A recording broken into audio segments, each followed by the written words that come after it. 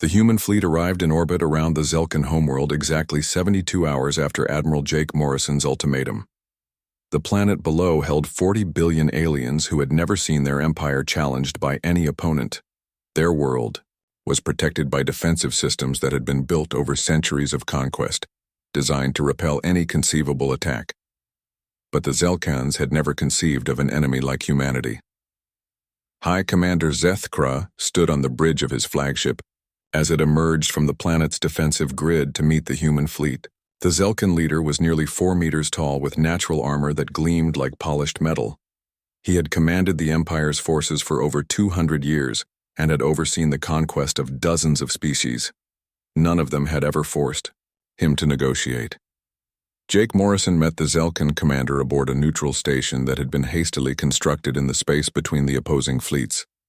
The human admiral was accompanied by Dr. Lisa Hammond, who would serve as translator and cultural advisor during the negotiations. Amy Brooks and her Marines provided security, though everyone understood that the real protection came from the 3,000 human warships holding position throughout the system. The negotiations began with Zethkra attempting to maintain the fiction that the Zelkan Empire remained in a position of strength. He offered to recognize human independence in exchange for withdrawal from Zelkan space. He proposed a non-aggression pact that would prevent future conflicts between the two species. He even offered to provide compensation for the damage done to Earth during what he called the unfortunate misunderstanding 3 years earlier. Jake listened to the proposals with the patience of someone who had spent 3 years planning for this moment. When the Zelkan commander finished speaking, the human admiral placed a data tablet on the table between them. The device contained a complete record of human casualties from the attack on Earth, along with detailed documentation of the 10 glass craters that still mark the planet's surface. The admiral explained that humanity was not interested in negotiation. The Zelkan Empire had committed unprovoked genocide against the human species, and the only acceptable outcome was complete surrender. The terms were non-negotiable. The Zelkan military would be disbanded, war reparations would begin immediately, and the Empire would broadcast the story of their defeat to every known civilization in the galaxy. Zethkra rejected the human demands and returned to his flagship. The Zelkan leader had spent his entire career dealing with species that could be intimidated into submission. He believed that a show of force would convince the humans to accept more reasonable terms. He ordered his fleet to take offensive positions and prepared to demonstrate the power that had built the Empire. The second battle of the Zelkan homeworld began when alien ships moved against the human fleet. But this time, Jake was not fighting a defensive action against an overwhelming surprise attack.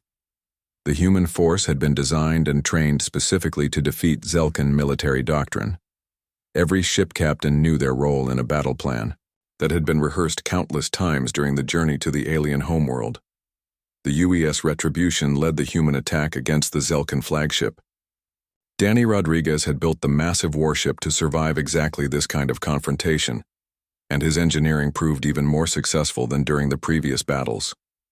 The human vessel's weapons carved through alien defenses that had been considered impenetrable. The Zelkan commander's ship was disabled within the first hour of combat. Captain Ryan Walsh coordinated the attacks against the planetary defense systems from the bridge of the UES Vengeance. The human strike forces used the same tactics that had proven effective throughout the campaign: surgical strikes against specific targets rather than attempts to overwhelm through brute force. The alien defensive grid was designed to repel massive frontal assaults, not coordinated attacks against its weak points. The battle ended when human forces established control of the orbital space around the Zelkan homeworld. The planet's 40 billion inhabitants watched from below as their empire's military might was systematically dismantled by opponents they had believed to be permanently defeated. The psychological impact was exactly what Jake had intended to achieve. Zethkra was brought aboard the UES Retribution for the final negotiations. The Zelkan leader had been injured during the battle and required medical treatment that demonstrated another difference between human and alien approaches to warfare. Dr. Susan Clark provided medical care for the captured commander, showing the same dedication to preserving life that had motivated the human response to genocide.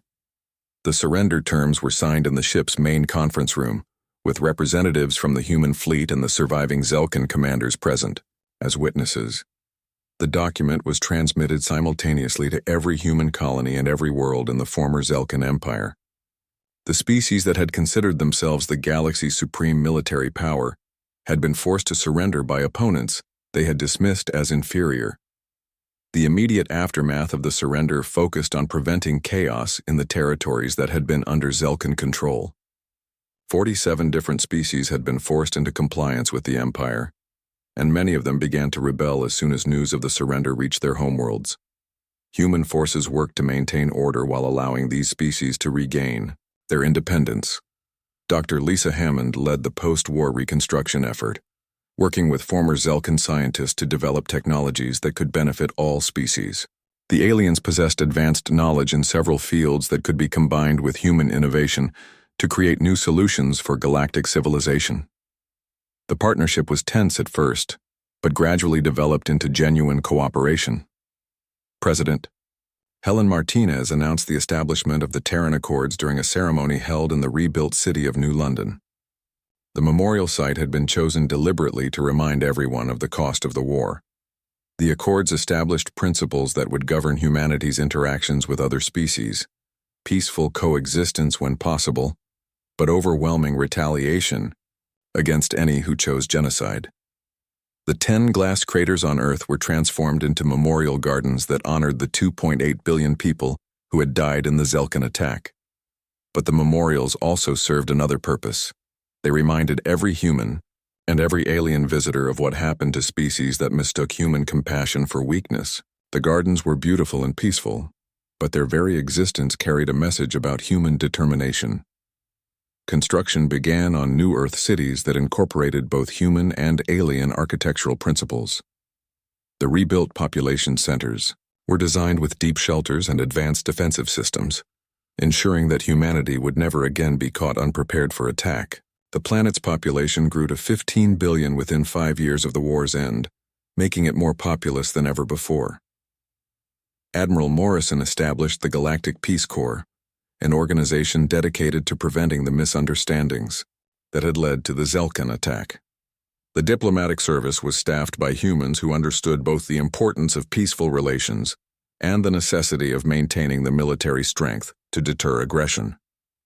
Every Peace Corps facility was backed by defensive forces that could respond to threats with decisive action. Jenny Clark rose through the ranks to become one of the Corps' most effective officers. The woman who had survived the destruction of London became an expert in interspecies relations, helping to negotiate peaceful solutions to conflicts throughout human space. But she never forgot the lessons learned in the glass craters, and she ensured that other species understood those lessons as well. The final scene of the war's aftermath took place 5 years after the Zelkan surrender. Jake Morrison, now elderly and preparing for retirement, gave a speech to new recruits joining the Terra Defense Force. His words echoed through the rebuilt cities of Earth and the growing human colonies among the stars. He reminded the young soldiers that humanity had not sought war with the Zelkan Empire, but had been forced to fight when faced with genocide. The species that had attacked Earth had learned that humans possessed something more dangerous than advanced weapons or superior numbers: the ability to transform tragedy into determination, and to respond to hatred with justice that was both terrible and merciful. The galaxy had learned a new lesson about humanity. They were not the strongest species or the most technologically advanced, but they were the people who answered genocide with justice, who responded to cruelty with strength tempered by wisdom. They were humanity, and they would never again allow anyone to mistake their desire for peace as a willingness to be destroyed. The memorial walls throughout human space bore the names of 2.8 billion dead, but they also carried an inscription that had become humanity's promise to the galaxy.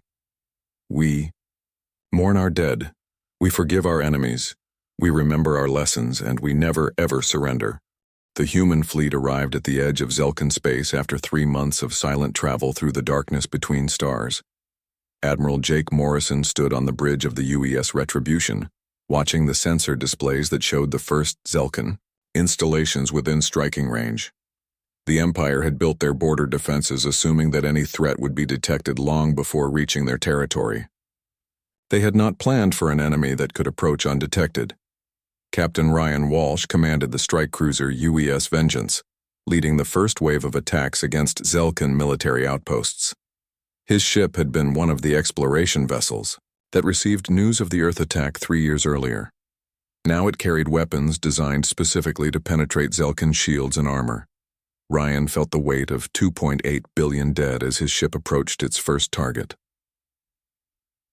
The Zelkan border station was a massive structure that monitored space traffic in a dozen star systems. It housed nearly 10,000 Zelkan military personnel and served as the early warning system for the Empire's core worlds. The station's sensors were focused outward, watching for threats from unexplored space. They were not designed to detect ships approaching from human territory because the Zelkans believed humanity had been permanently neutralized. Ryan's attack began at exactly 0300 Earth Standard Time. The UES Vengeance emerged from faster than light, traveled directly behind the Zelkan station, in the sensor shadow created by the structure's own bulk. The human ship's weapons fired before the aliens realized they were under attack. The border station's shields collapsed under the sustained barrage, and its hull began to rupture as human weapons tore through materials that had once seemed impenetrable. Similar attacks were occurring throughout the border region as human ships struck Zelkan installations with surgical precision. The aliens had built their defenses to withstand attacks from species that fought according to their own military doctrine. They had not prepared for enemies who studied their weaknesses and developed weapons specifically designed to exploit them. The first Zelkan response came 6 hours after the initial attacks began.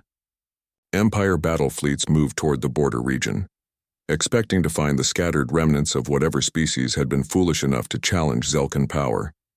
Instead, they found human task forces that had been waiting in carefully chosen positions, using their knowledge of Zelkan tactics to predict where the enemy would appear. Commander Pete Johnson led ground operations as human Marines boarded damaged Zelkan ships. The Retribution Corps soldiers moved through the alien vessels with the cold efficiency they had trained for during the past 3 years. They were not interested in conquest or occupation. They were focused on gathering intelligence about Zelkan, military capabilities, and capturing key personnel for interrogation. The Marines discovered that Zelkan ship designs incorporated the same assumptions that had shaped their entire military doctrine. The vessels were built for overwhelming firepower and intimidation, not for the kind of sustained combat that humans were prepared to fight. Zelkan armor was impressive but had weak points that could be exploited by opponents who understood materials, science. Their weapons were devastating but required long recharge cycles that left them vulnerable to coordinated attacks. Colonel Amy Brooks interrogated the first group of captured Zelkan officers in a makeshift holding facility aboard a human command ship. The aliens were genuinely confused by what was happening to their empire. According to their understanding of galactic politics, the species called humanity should have been permanently neutralized by the attack on Earth. The fact that humans were not only still fighting but had launched a coordinated military campaign did not fit any scenario in Zelkan strategic planning. The captured officers revealed information that confirmed human intelligence assessments about Zelkan psychology. The Empire had conquered 47 species using identical tactics, and every single conquest had ended with immediate surrender after the initial devastating attack. The Zelkans had no experience with opponents who responded to defeat by becoming stronger. Their entire culture was built around the concept of submission to superior force. Dr. Susan Clark analyzed the captured Zelkan equipment and biological samples in mobile laboratories that followed the advancing human fleet. Her research confirmed that the aliens possessed significant advantages in individual combat, but their technology was not designed for extended warfare against opponents who refused to surrender. Zelkan weapons were built for maximum psychological impact rather than sustained military effectiveness.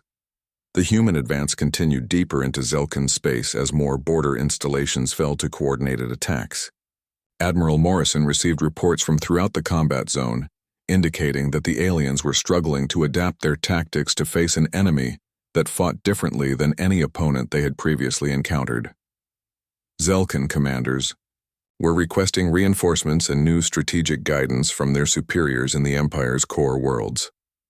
The breakthrough came when human intelligence officers decoded Zelkan military communications and discovered the location of the Empire's primary fleet base.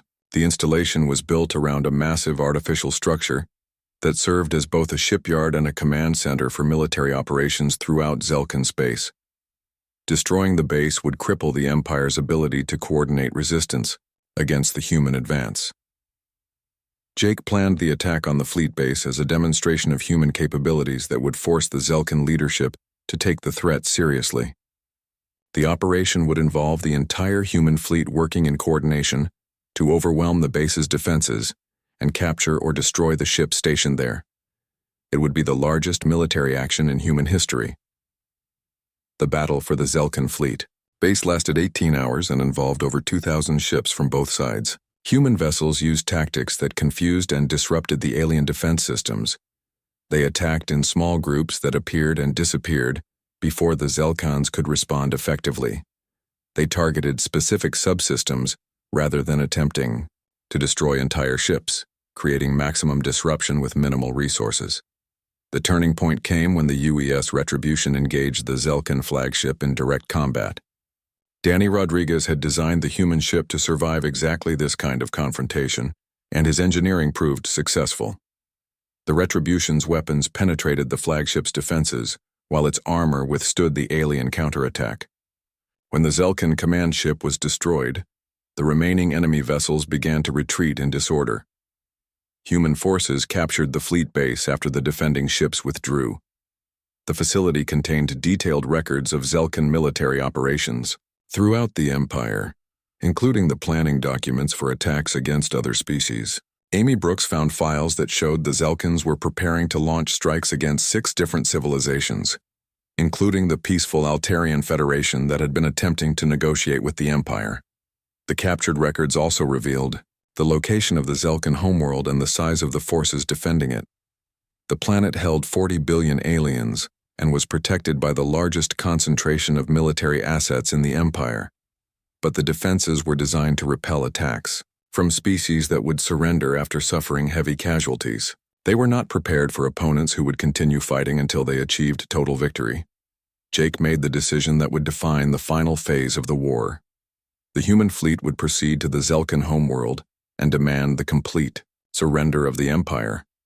The aliens would be given the same choice they had offered humanity 3 years earlier: surrender or face the consequences of continued resistance.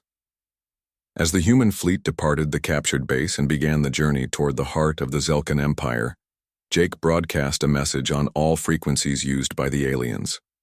The message was simple and direct.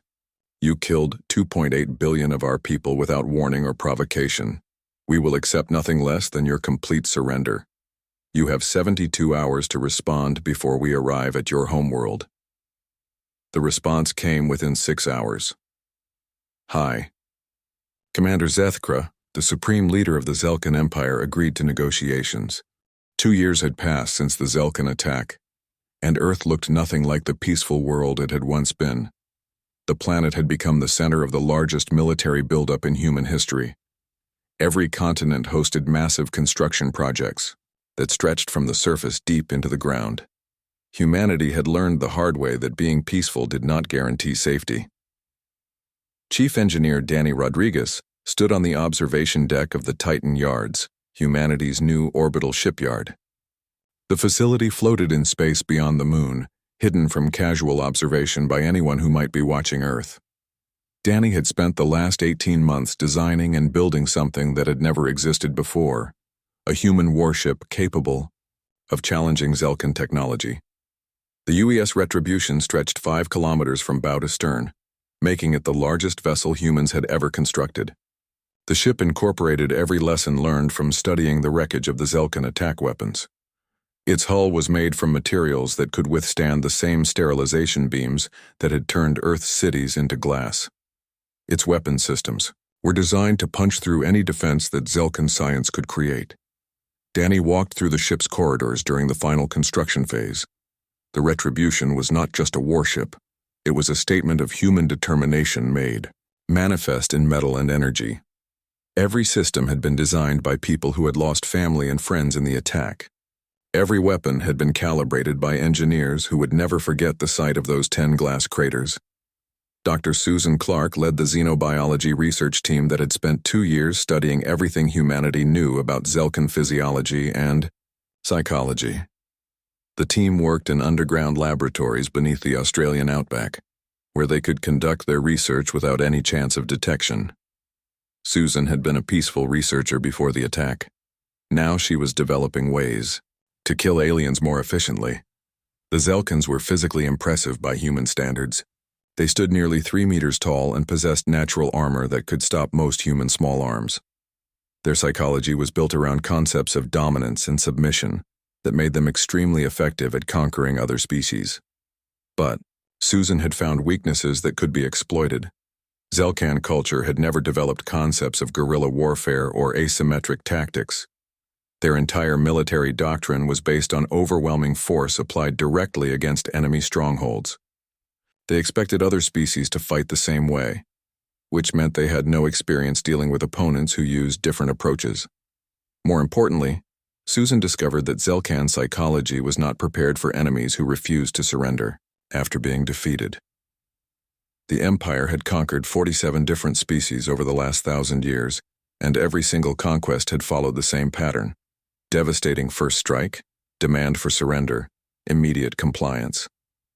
The Zelkans had no cultural framework for understanding opponents who responded to defeat by becoming stronger.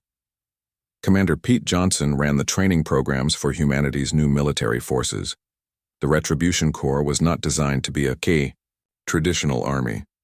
These were specialists in total warfare, trained to fight with the cold efficiency of people who had seen their homeworld attacked without provocation.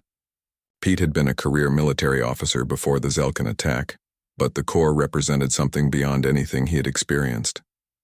The new soldiers were recruited primarily from the survivors of the 10 glass craters.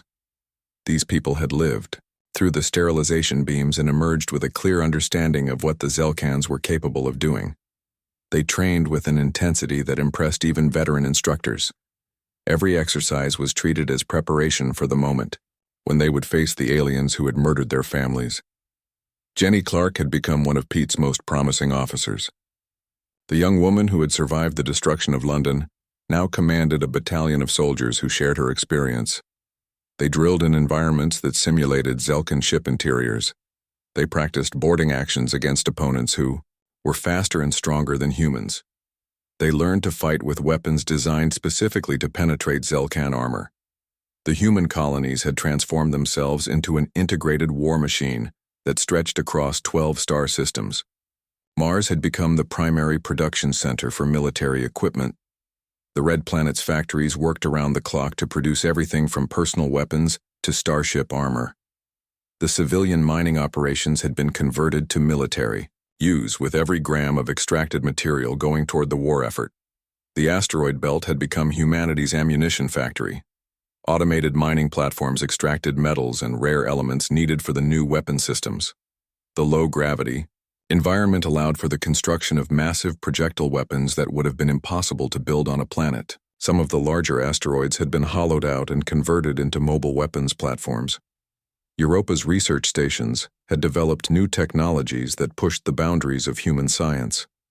The moon's scientists worked in underground facilities beneath the ice, developing faster-than-light communication systems and weapons that operated on principles the Zelkans had never encountered. The cold environment provided perfect conditions for testing energy weapons that required near-absolute zero temperatures to function properly. Intelligence reports from human agents throughout known space indicated that the Zelkan Empire considered the matter of humanity to be permanently resolved. The aliens had catalogued Earth as a compliant world and had moved their attention to evaluating other species for potential conquest. They were currently negotiating with the Altarian Federation, a peaceful alliance of several species that the Zelkans viewed as their next target. Admiral Jake Morrison coordinated the military buildup from his command center on Luna Station. The facility had been expanded deep into the moon's surface, creating a command complex that could survive anything short of a direct attack on Luna itself. Jake maintained regular communication with every human ship and colony, but all transmissions were carefully coded to avoid detection by Zelkan monitoring systems. The human fleet had grown from 200 exploration vessels to over 3,000 warships of various classes. The smaller ships were based on existing human designs that had been upgraded with military systems. The larger vessels were entirely new constructions, built specifically for warfare against an enemy that possessed superior technology and numerical advantage. Jake studied the strategic situation as the third anniversary of the attack approached. Humanity had advantages that the Zelkins did not know about. The Empire's own success had created overconfidence. They were not watching for signs of human military preparation because they believed that no species would continue to resist after such a devastating first strike. The human colonies were positioned throughout space in a way that gave them strategic flexibility. While Earth remained the cultural and political center of human civilization, the colonies could continue to function, even if Earth were attacked again.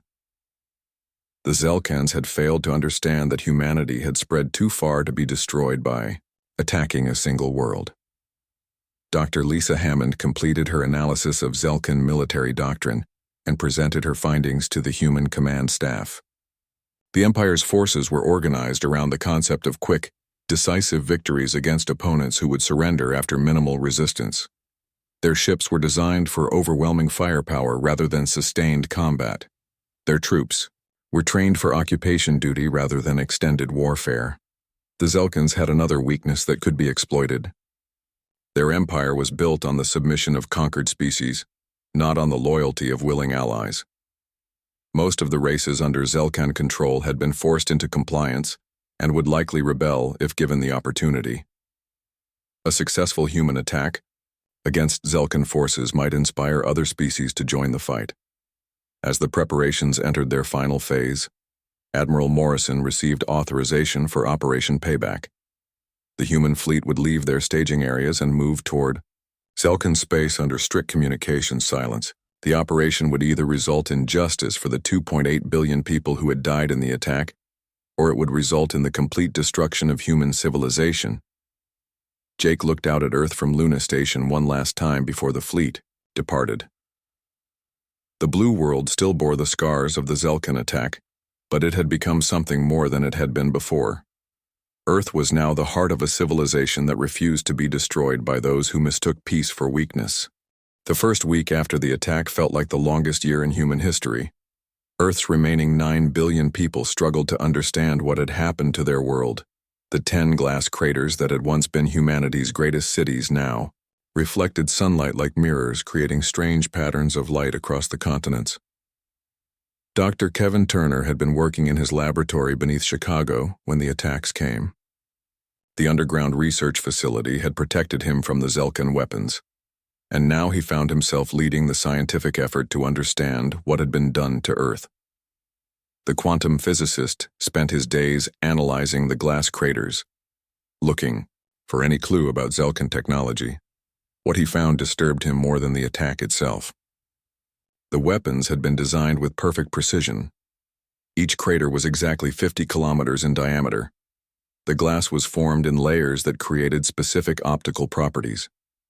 When Kevin studied satellite images of all 10 craters together, he realized that the Zelkans had not just destroyed cities. They had created a work of art using human lives as their medium. The pattern was clear when viewed from space. The craters formed the shape of a Zelkan military symbol, stretched across Earth's surface. The aliens had turned the planet into a monument to their own power, and they had used the deaths of nearly 3 billion people to do it. Marine Colonel Amy Brooks led the rescue teams working in what had once been London. The glass crater was perfectly smooth except for the areas where underground structures had partially survived the attack. Subway tunnels, basement levels, and deep foundations had created pockets where people had lived through the sterilization. Amy had expected to find broken survivors, people traumatized by the loss of everything they had known. Instead, she found something that surprised her. The survivors were angry, but their anger was cold and focused. They asked the same questions over and over. Who had done this to Earth and what was being done to make them pay for it? A young woman named Jenny Clark had been in a subway station when London died above her. She had organized the other survivors, in the tunnels, rationing food and water while they waited for rescue. When Amy's team reached them, Jenny's first words were not about food or medical care. She wanted to know how she could join the military. Similar stories came from all 10 crater sites. The underground survivors were not asking for help returning to normal life. They were asking for the chance to fight back. Amy began keeping a list of their names, knowing that these people represented something important. They had seen the worst that the galaxy could offer humanity, and they had decided to become stronger instead of broken. President Helen Martinez spoke to the surviving population from the emergency capital in Denver. The woman who had once focused on peaceful expansion of human colonies now found herself leading a species at war. Her words were careful and measured, but everyone who heard her speech understood the message beneath her diplomatic language. She announced the beginning of Project Lazarus, named after the ancient story of a man who had returned from death. Earth would rebuild, but it would rebuild differently. The new cities would have deep shelters. The new infrastructure would be hardened against attack. And the new Earth would have the industrial capacity to support a military that could protect human civilization. Construction began immediately. The Canadian Rockies became the center of a massive excavation project as engineers carved out underground factories and command centers. The Australian outback saw the beginning of new spaceports designed to handle warships instead of exploration vessels. South America's mountains became testing grounds for weapons that existed nowhere else in human space. Dr. Lisa Hammond found herself in charge of analyzing everything humanity knew about the Zelkan Empire. The xenoarchaeologist had been part of the peaceful First Contact team, and now she was becoming a military intelligence officer. She studied Zelkan culture, psychology, and history, looking for weaknesses that could be exploited. What she learned painted a picture of a species that had conquered dozens of other races, using the same tactics they had used against Earth. The Zelkans would identify a young civilization, demonstrate overwhelming force with a single devastating attack, and then demand surrender. Most species submitted immediately, becoming client states that provided resources and labor to the empire. But Lisa discovered something important in the historical records. No species had ever responded to the initial attack with continued resistance.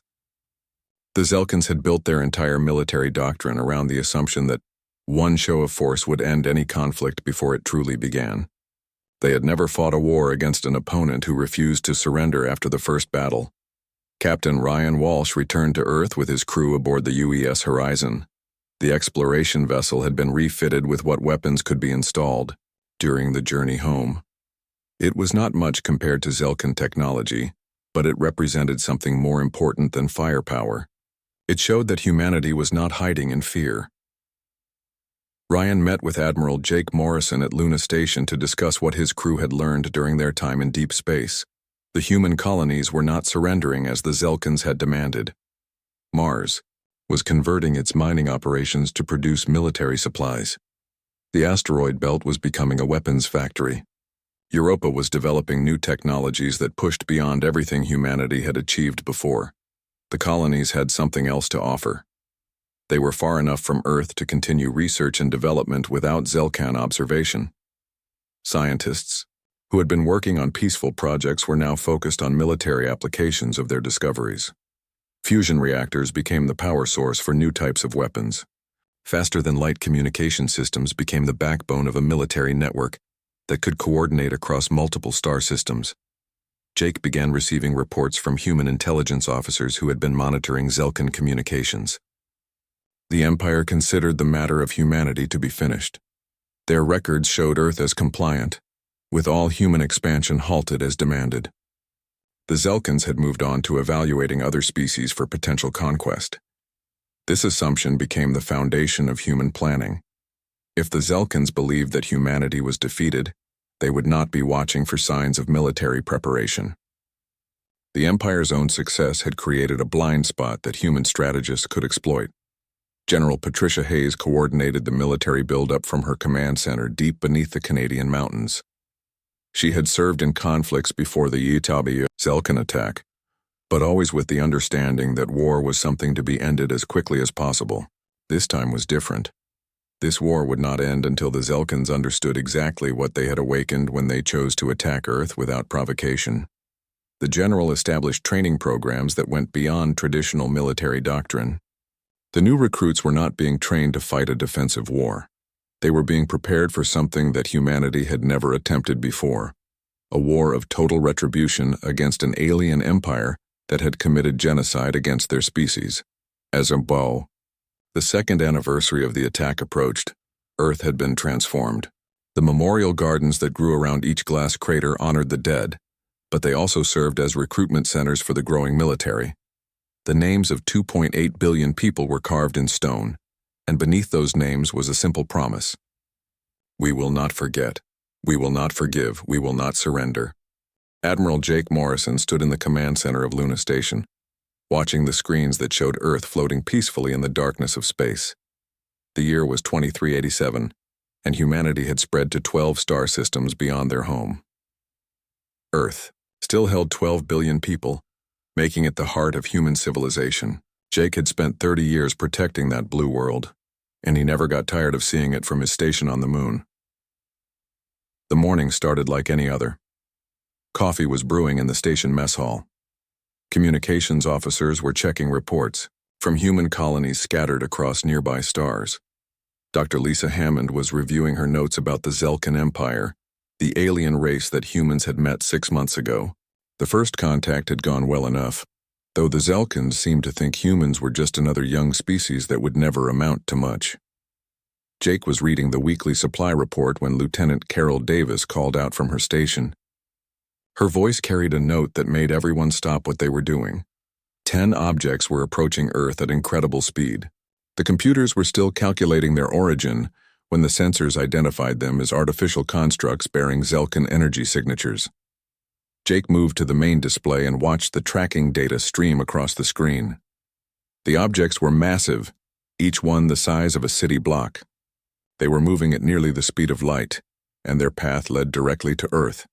He opened a channel to Earth Defense Command and found that they were seeing the same thing. Dr. Hammond joined Jake at the main console. She had spent months learning about Zelkan culture and technology. The objects on the screen matched nothing in the peaceful exchange of information that had followed first contact. These were weapons, and they were aimed at the most populated areas of Earth. Jake ordered all defense platforms to active status, but he knew it was too late. The objects were moving too fast and were too close to Earth. The best human interceptors would need 20 minutes to reach firing position.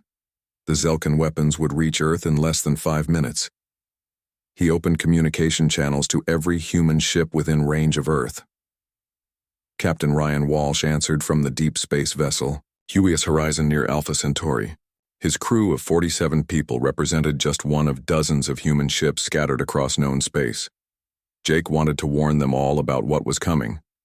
The first weapon struck New York at exactly 11:47 Earth Standard Time. The explosion was unlike anything humans had ever seen. Instead of fire and debris, there was simply a flash of brilliant light. When the light faded, Manhattan and everything within 50 kilometers had become a crater of smooth, perfect glass. The weapon had not just destroyed the city, it had sterilized it completely. 9 more flashes followed in quick succession. London became glass. Tokyo vanished in light. Mumbai, São Paulo, Cairo, Sydney, Lagos, Mexico City, and Moscow all suffered the same fate. Each impact created the same result: a perfectly circular crater of glass where millions of people had been living just moments before. Jake watched the readings from Luna Station as Earth's population counters dropped by nearly 3 billion people in less than 10 minutes. The attacks had targeted the largest population centers with surgical precision. The weapons had been designed not just to kill, but to send a message about Zelkan power. Dr. Hammond was the first to speak after the attacks ended. She had been monitoring Zelkan communication frequencies and detected an automated message being broadcast on all human channels. The message was short and delivered in perfect human language. Your species has been judged inadequate for coexistence. Surrender your colonies and restrict yourselves to your birth system, or face complete extinction. Jake stared at the message for a long moment. He had served in conflicts before, but always against human opponents who had reasons for fighting. This was different. The Zelkins had attacked without warning, without negotiation, and without any provocation that Jake could identify. They had simply decided that humans should not exist beyond Earth, and they had killed nearly 3 billion people to make their point. General Patricia Hayes contacted Luna Station from the Emergency Command Center in the Canadian Rockies. She had been in a deep bunker when the attacks came, and her facility had survived because it was far from any major city. She was now the highest-ranking military officer left alive on Earth, and she needed to know what resources remained available. Jake provided her with a complete inventory. Luna Station was intact. The human colonies were untouched. The Deep Space Fleet numbered about 200 ships of various sizes, most of them exploration vessels with minimal weapons. Against the Zelkan Empire, it seemed like very little. But as Jake compiled the reports from human ships across known space, he began to see something else. Every single human crew was asking the same question. What could they do to help Earth? Captain Walsh had already changed course and was heading home with his exploration ship. Others were doing the same. Dr. Hammond discovered something important in the wreckage analysis. The Zelkan weapons had left trace elements in each glass crater. When viewed from orbit, the patterns formed the symbol of Zelkan military superiority. The aliens had not just attacked Earth. They had signed their work like artists proud of their creation. Jake made his first command decision as the senior officer defending Earth. He ordered all human ships to maintain their current positions and continue normal operations. The Zelkins would be watching for signs of panic or military mobilization. For now, humanity needed to appear broken and defeated. But privately, Jake began planning something else entirely. The Zelkins had made two critical mistakes.